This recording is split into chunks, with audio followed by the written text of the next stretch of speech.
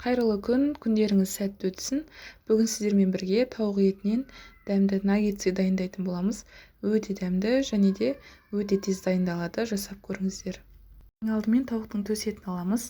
Мен алдын ала жақсылап жуып алдым. Бізге бір бөлігі де жеткілікті. Бір бөлігінің өзінен 20-22 түйір наггетс шығады.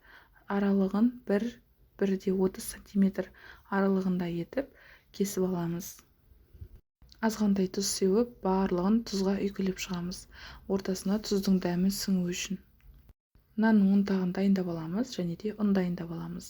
Ұнымызға дәміне қарай қарабұрыш, паприка, тұз және де қалаған дәмдеуіштеріңізді қоссаңыз болады.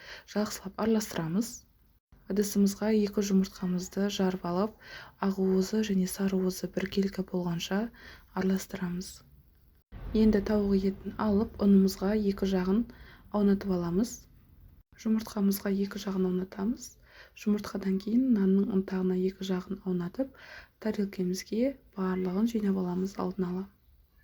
Осылай барлығын бір ыдысымызға салып дайындап аламыз, бізге қуыруға оңай болу үшін. Дайындап алғаннан кейін табамызға майымызды құйып қыздырамыз.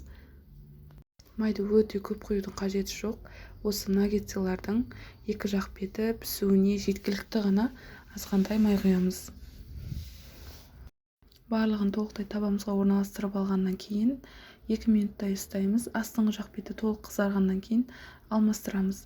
Бізде шамамен наггетстердің пісуіне 4-5 минут уақыт кетеді.